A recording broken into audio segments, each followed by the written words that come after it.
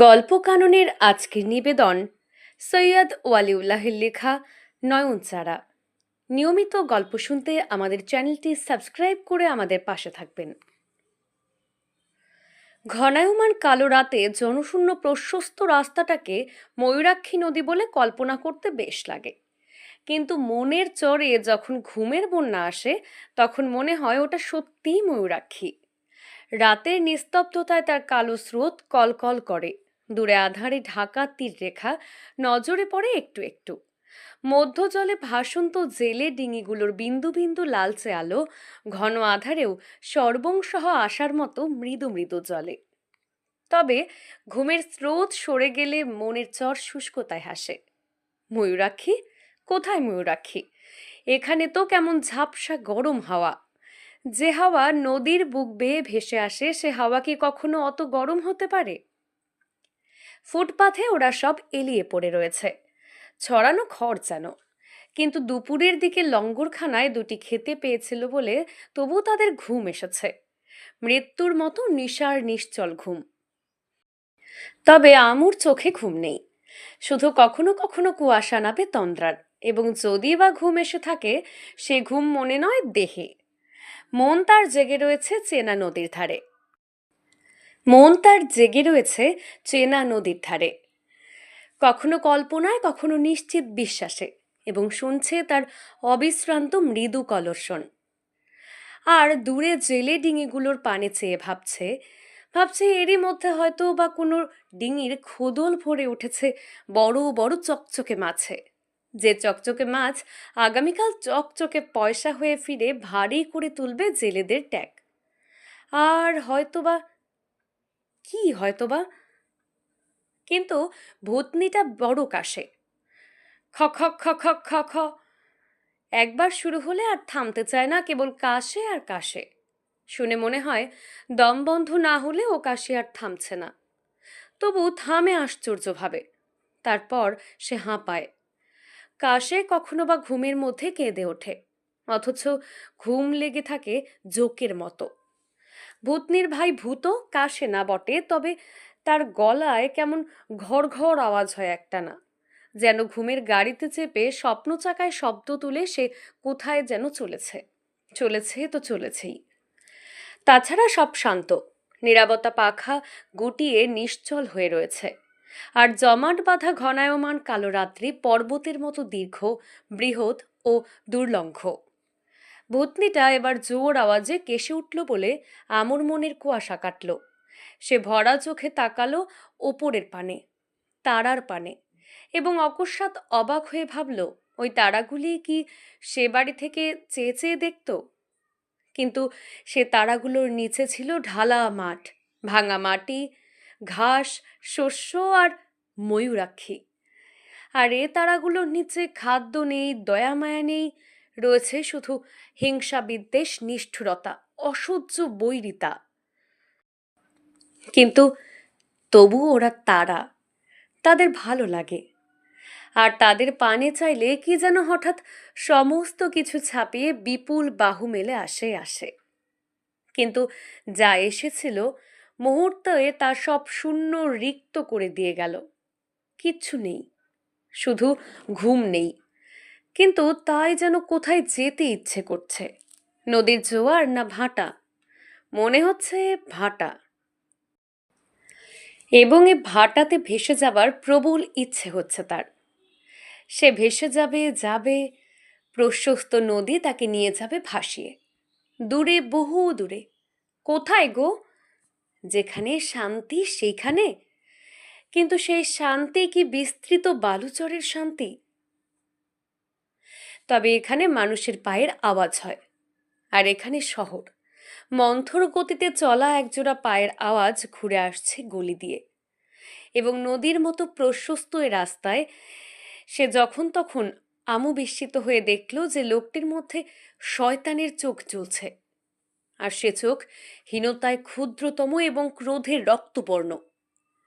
হয়তোবা সেটা শয়তানের চোখ নয়, হয়তো শুধুমাত্র একটা বিড়ি। তাহলে অদৃশ্য প্রায় কালো শয়তানের হাতে বিড়ি, যেটা দুলছে কেবল তার হাতের দোলার সাথে। শয়তানকে দেখে বিস্ময় লাগে, বিস্ময়ে চোখ ঠিকরে যায়। ঘন অন্ধকারে তাতে আগুন জ্বলে ওঠে। তবে শুধু এই বিস্ময়ই, ভয় করে না একটুও, বরঞ্চ সে যেন শয়তানের সাথে মুখোমুখি দেখা করবার জন্য অপেক্ষমান। তাছাড়া রাস্তার অপর পাশের বাড়িটার একটি বন্ধ জানালা থেকে যে উজ্জ্বল ও সরু একটা আলোরেখা দীর্ঘ হয়ে রয়েছে, সেই আলোরেখায় যখন গতিরুদ্ধ স্তব্ধতা, তখন শয়তানের হাতে আগুন জ্বলতে দেখলে আরও ক্রোধ হয় মানুষের। আগুনটা দুলছে না তো যেন হাসছে। আমরা যখন ক্ষুধার যন্ত্রণায় কাঁকায়, তখন পথ চলতি লোকেরা যেমন আলাদা অপরিচিত দুনিয়ার কোনো অজানা কথা নিয়ে হাসে, এও যেমন তেমনি হাসছে। কিন্তু কেন হাসবে? দীর্ঘ উজ্জ্বল সে রেখাকে তার ভয় নেই? জানে না যে সে খোদার সৃষ্টি, অকম্পিত দ্বিধাশূন্য ঋজু দৃষ্টি? তবুও আলোকণা হাসে, হাসে কেবল, পেছনে কালো শয়তান কালো রঙে হাসে। তা হাসুক, আলাদা দুনিয়ায় হাসুক, কারও কোনো আপত্তি নেই। কিন্তু এ দুনিয়ায়, যে দুনিয়ায় ঘর ছেড়ে লোকেরা কালো নদীর ধারে ধারে পড়ে রয়েছে ভাটির টানে ভেসে যাবে বলে, সে দুনিয়ায় তাকে হাসতে দেবে না, দেবে না। তবু কালো শয়তান রহস্যময়ভাবে এগিয়ে আসছে, শূন্য ভাসতে ভাসতে যেন এগিয়ে আসছে ক্রমশ। এসে কি আশ্চর্য, আলো রেখাটাও পেরিয়ে গেল নির্ভয়ে, এবং গতির ঊর্ধ্বেও দীর্ঘ সে রেখা বাধা দিল না তাকে। মৃতগতির পানে চেয়ে নদীর বুকে তারপর নামল কুয়াশা। আমর চোখে পরাজয় ঘুম হয়ে নামল। পরাজয় মেনে নেয়াতে ও যেন শান্তি। রোদ্দগ্ধ দিন খড়খড় করে। আশ্চর্য কিন্তু একটা কথা, শহরে কুকুরের চোখে বৈরিতা নেই। এখানে মানুষের চোখে এবং দেশে কুকুরের চোখে বৈরিতা। তবু ভালো। ময়রার দোকানে মাছি বোঁ বোঁ করে। ময়রার চোখে কিন্তু নেই নুনি কোমলতা, সে চোখময় পাশবিক হিংস্রতা। এত হিংস্রতা যে মনে হয় চারধারে ঘন অন্ধকারের মধ্যে দুটো ভয়ঙ্কর চোখ ধক ধক করে জ্বলছে।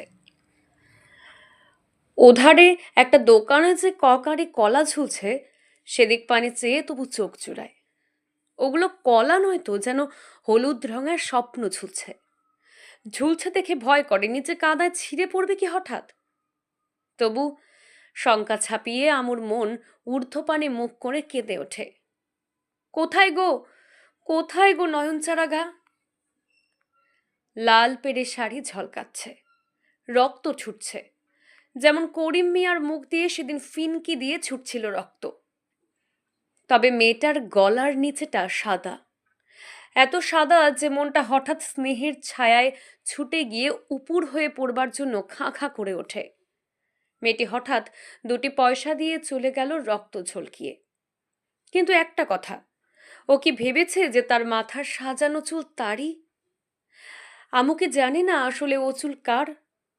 ও চুল নয়নচারা গায়ের মেয়ে ঝিরার মাথার ঘন কালো চুল। কিন্তু পথে কত কালো গো, অদ্ভুত চাঞ্চল্যময় অসংখ্য অগন্তি মাথা। কোন সে অজ্ঞাত হাওয়ায় দোলায়িত এ কালো রঙের সাগর।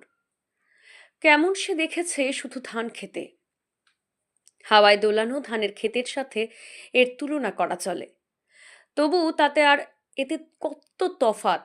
মাথা কালো, জমি কালো, মন কালো, আর দেহের সাথে জমির কোনো যোগাযোগ নেই। যে হাওয়ায় তারা চঞ্চল কম্পমান, সে হাওয়াও দিগন্ত থেকে উঠে আসা সবুজ শস্য কাঁপানো সূক্ষ্ম অন্তরঙ্গ হাওয়া নয়। এ হাওয়াকে সে চেনে না। অসহ্য রোদ, গাছ নেই, ছায়া নেই নিচে, কোমল ঘাসও নেই। এটা কি রকম কথা? ক্লান্তিতে দেহ ভেঙে আসছে, অথচ ছায়া নেই, ঘাস নেই। আরো বিরক্তিকর, এ কথা সে কাউকে বলবে এমন কোনো লোকও নেই। এখানে ইটের দেশে তো কেউই নেই। তার দেশের যারা বা আছে তারাও মন হারিয়েছে। শুধু গোঙানো পেট তাদের হা করে রয়েছে, অন্ধ চোখে চেয়ে। তবু যাক, ভূতনি আসছে দেখা গেল। কি রে ভূতনি? ভূতনি উত্তর দিলে না। তার চোখ শুধু ড্যাব ড্যাব করছে, আর গরম হাওয়ায় জট পড়া চুল উড়বার চেষ্টা করছে। কিন্তু কিরে ভূতনি? ভূতনি এবার নাক ওপরের দিকে তুলে কম্পমান জিহ্বা দেখিয়ে হঠাৎ কেঁদে ফেললে ভ্যাঁ করে। কেউ দিল না বুঝি? পেট বুঝি ছিঁড়ে যাচ্ছে? কিন্তু একটা মজা হয়েছে কি জানিস?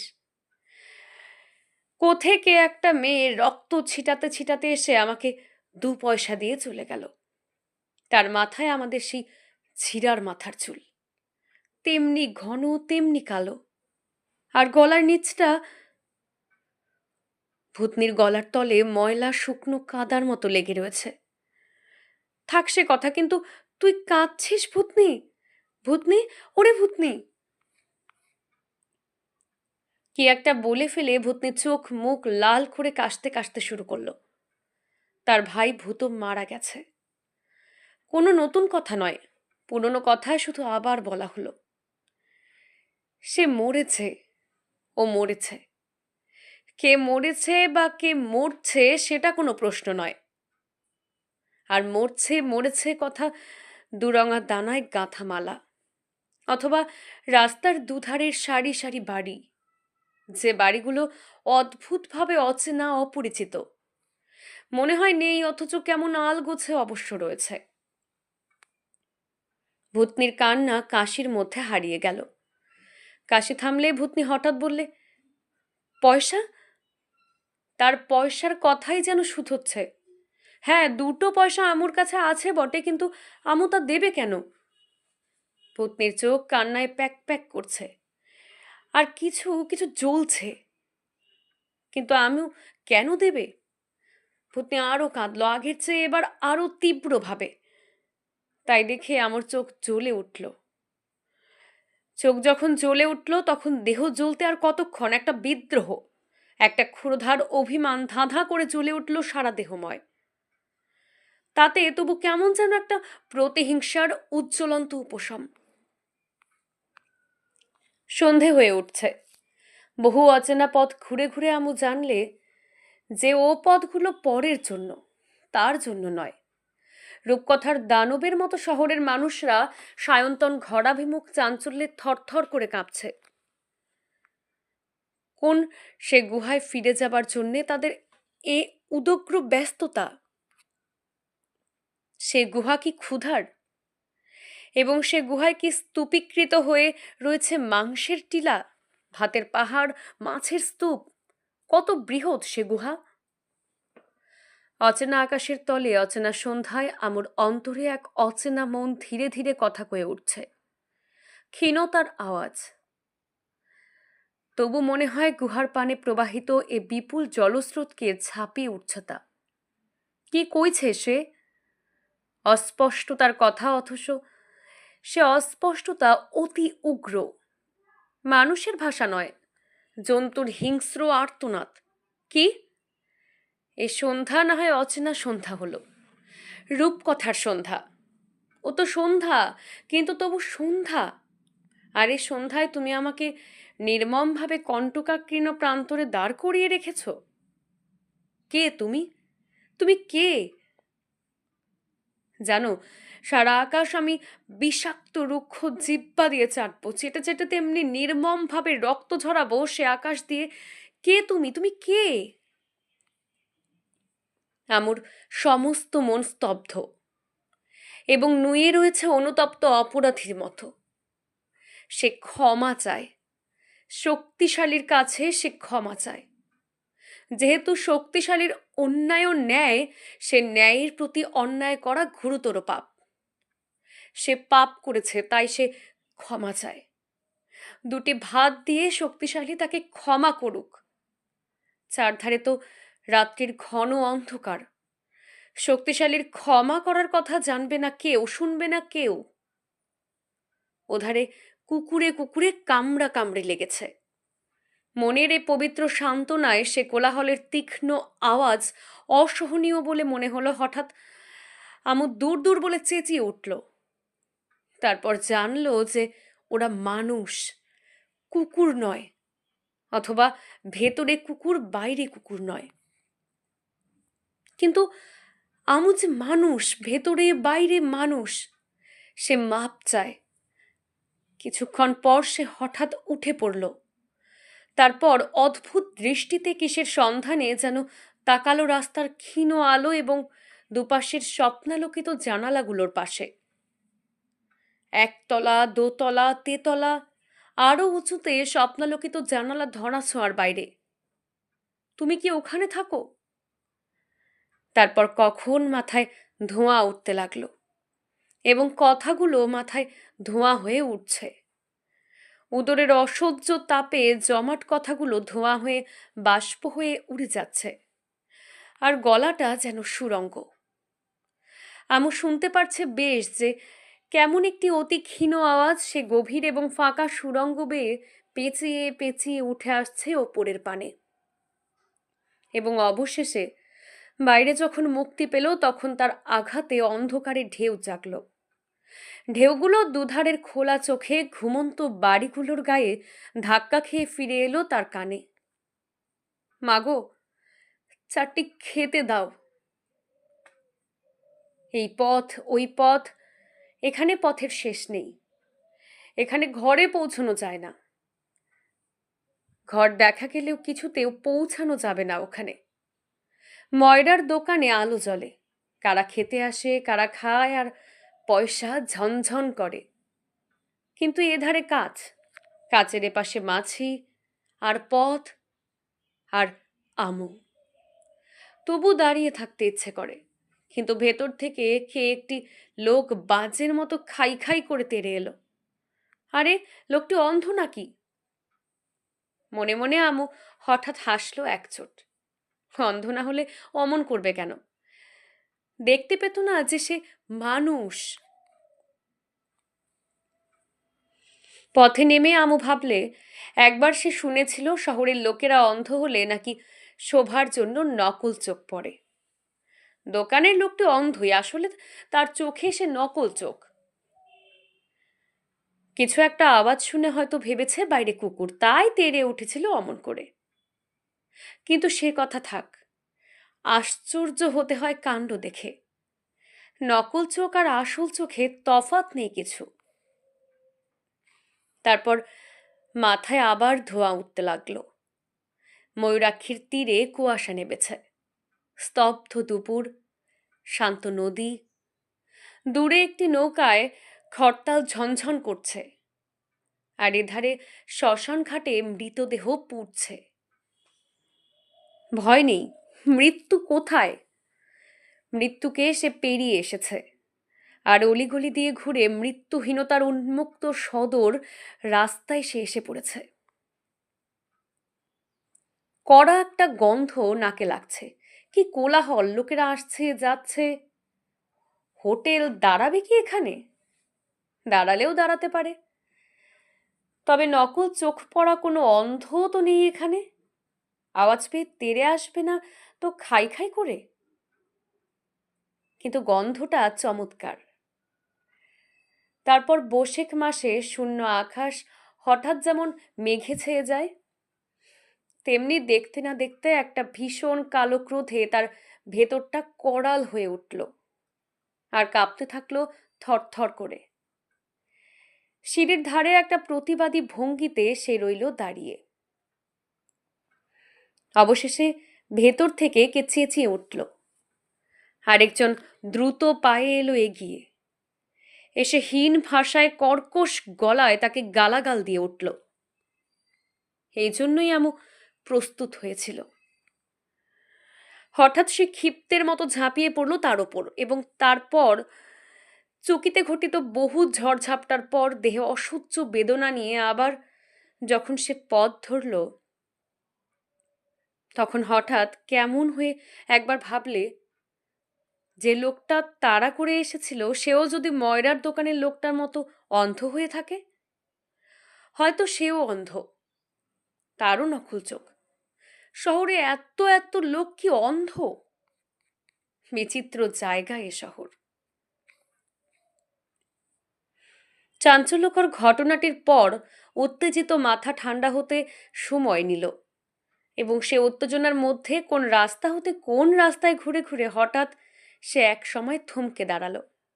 দাঁড়িয়ে ভাবল, যে পথের শেষ নেই সে পথে চলে কোনো লাভ নেই। বরঞ্চ ওই যে ওখানে কে ককাচ্ছে, সেখানে গিয়ে দেখা যাক কি হয়েছে তার। ফুটপাথের ধারে গ্যাস পোস্ট, তার তলে আবছা অন্ধকারে কে একটা লোক শুয়ে রয়েছে, তার পেটে হাত চেপে দুরন্ত বেদনায় গোঙাচ্ছে। তার একটু তফাতে যে কটা লোক উবু হয়ে বসে রয়েছে তাদের মুখে কোনো সাড়া নেই, শুধু তারা নিঃশব্দে ধুঁকছে।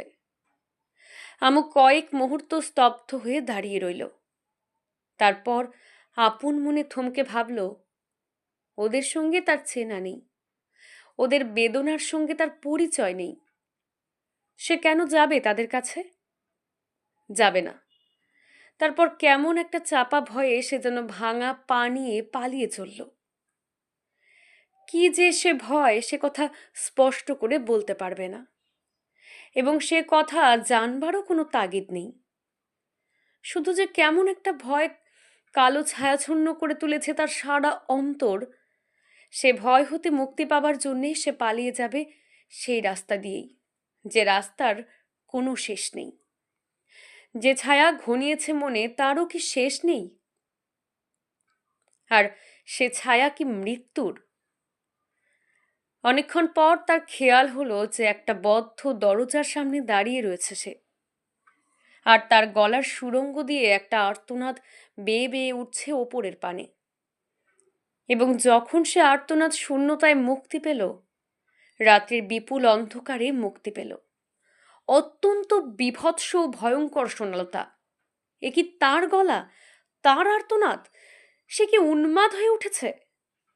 অথবা কোনো দানব কি ঘর নিয়েছে তার মধ্যে? তবু তবু তার মনের প্রশ্নকে উপেক্ষা করে সুরঙ্গের মতো গলা বেয়ে তীক্ষ্ণ তীব্র বীভৎস আর্তনাদের পর আর্তনাদ বেরিয়ে আসতে লাগলো, আর সে থরথর করে কাঁপতে লাগলো আপাদমস্তক। অবশেষে দরজার প্রাণ কাঁপল। কে একটা মেয়ে দরজা খুলে বেরিয়ে এলো। এসে অতি আস্তে আস্তে অতি শান্ত গলায় শুধু বললে, নাও। কি? কি সে নেবে? ভাত নেবে? ভাতে কি সে চায়? সে ভাতই চায়। এ দুনিয়ায় চাইবার হয়তো আরো অনেক কিছু আছে, কিন্তু তাদের নাম সে জানে না। ত্রস্ত ভঙ্গিতে ময়লা কাপড়ের প্রান্ত মেলে ধরে সে ভাতটুকু নিয়ে মুখ তুলে কয়েক মুহূর্ত নিষ্পলক চোখে চেয়ে রইল মেয়েটির পানে। মনে হচ্ছে যেন চেনা চেনা, না হলে সে চোখ ফেরাতে পারবে না কেন? নয়নচারা গায়ে কি তার মায়ের বাড়ি? মেয়েটি কোনো উত্তর দিলে না, শুধু একটু বিস্ময় নিয়ে কয়েক মুহূর্ত তার পানে চেয়ে থেকে দরজা বন্ধ করে দিলে। এতক্ষণ আপনারা শুনছিলেন সৈয়দ ওয়ালিউল্লাহের লেখা গল্প নয়নচারা। আমরা নিয়মিত গল্প পাঠ করে শোনাচ্ছি। নিয়মিত গল্প শুনতে আমাদের চ্যানেলের সাথে থাকবেন।